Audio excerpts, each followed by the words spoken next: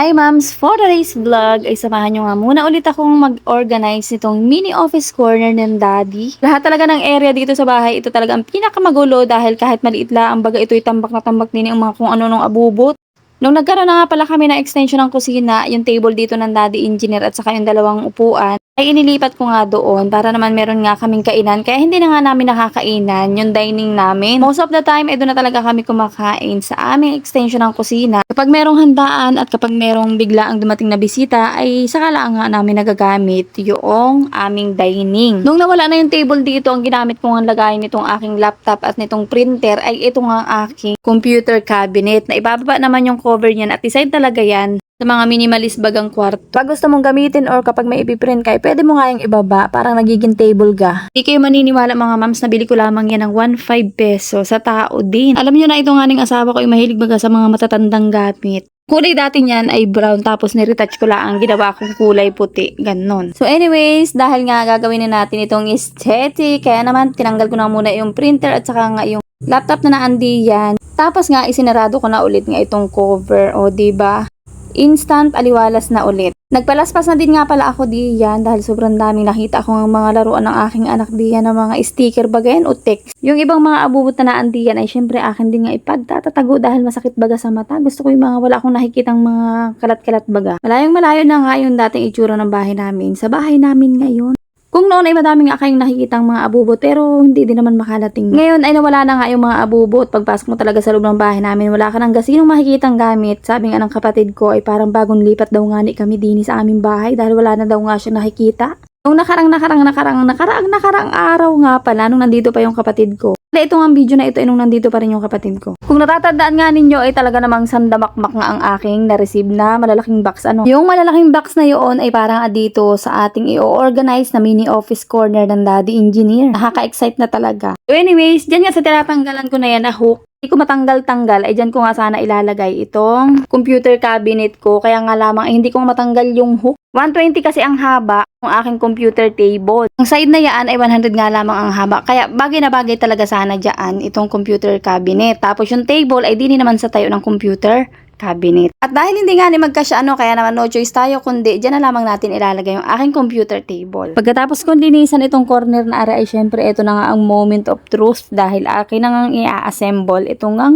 office table ng daddy engineer. Computer table, office table o kahit ano nang tawag dyan. Basta sobrang ganda nitong aking na-order na are. Pagkabukas ko pa nga lamang ay naku talaga namang yung puso ko ay tuwan-tuwa na baga dahil another achievement na naman nga ito. Abay oo naman dahil kung makikita nga ninyo kung kayo matagal ko ng followers ay yung mga gamit ko dito talaga sa bahay namin ay hindi baga magkakakulay. Kaya naman magbuhat nga nung ako maging aesthetic ma'am na starting 4th quarter last year. Ay ayun nga lahat halos ng mga nabibili ko ay mga syempre magkakakulay na mga aesthetic na kulay. Mga kulay puti, nude, colors, ganyan. Dati-dati nga ayaw ko talaga ng kulay puti pero dahil nga mapilit kayo, mapilit. Kaya naman ayun nga, nakumbinsi din naman ako pero wag nga lamang yung purong-purong puti dahil ako talaga may hallucination sa mga purong-purong puti. Plain white baga. So anyways, ang dami kong daldal, hindi ko na nga naipakita sa inyo isa-isa pero so far, kompleto naman nga ang parts na rin. Bago ako mag-umpisa, itinapon ko na din nga muna itong box para naman malinis nga dito sa aking pag-aasembolan. Ito nga palang nabili kong computer table ay yung hindi basta table lang dahil meron siyang design sa may gilid. Makikita ninyo mamaya kapag ito na-assemble ko na. So ayan na nga at kinuha ko na din nga ito isa-isa dahil umpisa na nga natin i-assemble.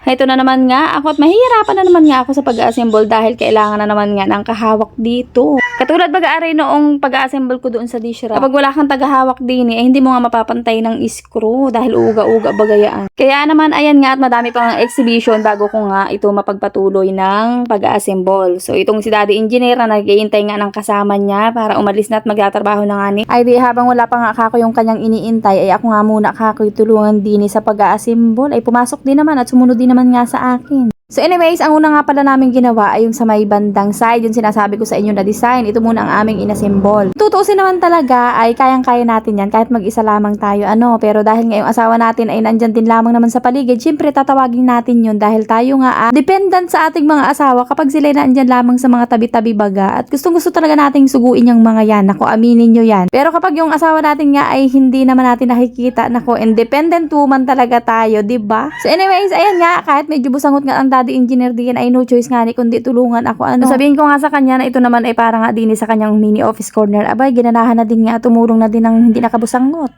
So ayan nga, adi ako laang din naman ang taga-escrow, taga-guide laang din naman siya. Kapag ganyan nga natulong na sa akin yung asawa ko, ewan ko bagat lalo nga ni akong natapag at sabi ko ay wag mangingialam sa akin, pero gustong-gusto ko talagang patulungin.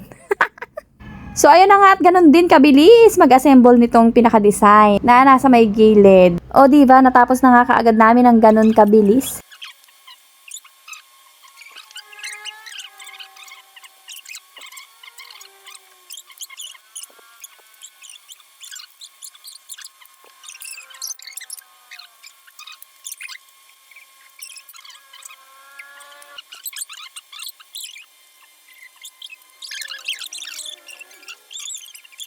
O, diba? May mga ganun talagang tagpo. Ano talaga namang magdadaldalan ngayon dahil hindi nyo na alam nga kung anong gagawin at kung anong isusunod sa inyong mga ginagawa. O, diba? Yung asawa talaga natin ang kaagapay natin sa lahat ng bagay, pero sila din naman ang kaaway natin sa maliit na bagay. So anyways, dahil nga nagtalo na naman kami, ay bugdot na ako, inapalayas ko na talaga ang daddy engineer diyan. Kaya nga lamang ay hindi nga ako maiwan-iwanan kapag mainit ang ulo kong ganyan ay hindi talaga naalis. Paano ba naman kapag ganito nga kaming dalawa ay magkasamang nag-aayos kahit sa pagpipintura yan, palagi ba nagtatalo, hindi maiwasan Paano ba naman hindi nga ako mayayamot, ay siya nga yung assistant ko pero siya pa rin ang nasusunod. Mabalik na nga tayo din ang daddy engineer nga pala ay parang nakaalis na nga diyan, kaya naman ako na nga lamang ang naiwan na mag-aayos nga nito. Ilagay ko na din nga pala yung bracket sa likod. Yung pinakapatigas niya para nga hindi umuga-uga itong table. Pag nailagay na nga yung pinaka-board niya diyan sa may ibabaw. Akala ko ngayon nakaalis na ang daddy engineer diyan, pero maya-maya nga ay bumalik, may binila ang pala sa tindahan. Kaya ayan nga, at ngingisi-ngisi na nga diyan dahil nga ako piko na sa kanya. Kapag ganyan nga ako napipikunan niya, ay nako, hindi na yan napatol sa akin. At ako'y tatawan-tawanan na lang ang baga. Ay yun namang tawa niya na yun, ay lalo nga ni akong napipikon. Pero hindi din naman nga nagtatagal nga yung aking pagkapikon dyan sa daddy engineer. Dahil kapag nakita ko na nga yung mukha niya na nagpatawa, ay talaga namang ako'y mapapatawa na din at mawawala na din nga yung pagkainis ko.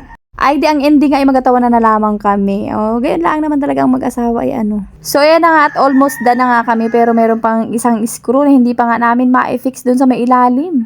Medyo nagkamali din nga kami, dapat pala kang akako, ayan muna ang inuna naming i-fix dahil mas mahirap na nga itong i-fix kapag naka-assemble na nga silang lahat. Kaya naman ayan nga, habang finifix ko nga yan, ay yamot na naman nga ako sa daddy engineer dahil ito nga yung sinasabi ko sa kanya na unahin namin. Ay siya pa rin talaga ang nasunod, kaya bumabalik nga yung pagkayamot ko. Ako, hindi kayo maniniwala mga mams na inabot nga ako ng halos 30 minutes ng pagpipix diyan sa screw na yan bago ko pa nga tuluyang maayos. At hindi pa rin nga ako ang nakafix dahil ang daddy engineer na ang nagpatuloy na mag-fix noon dahil kapag hindi mo baga i-fix yung pinaka-screw niyan sa ilalim ay uuga-uga nga yung kabilang side. Ay di ayan, pinabayaan ko na nga sa daddy engineer at hayahay na lamang nga ang person diyan, paupo-upo na lamang baga. And finally, ayan, natapos rin. Ako, ilagay na natin dito. Fix na natin.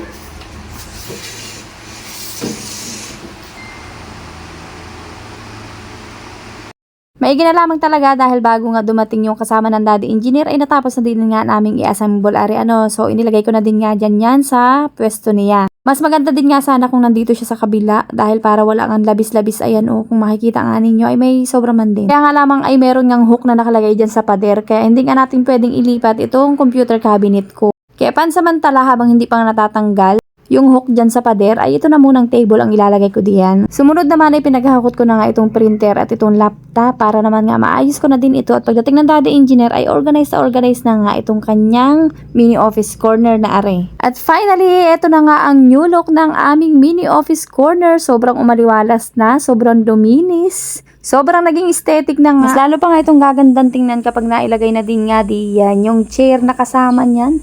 Ay siya ay na lang muna mga mamas. Maraming salamat sa inyong palaging panonood.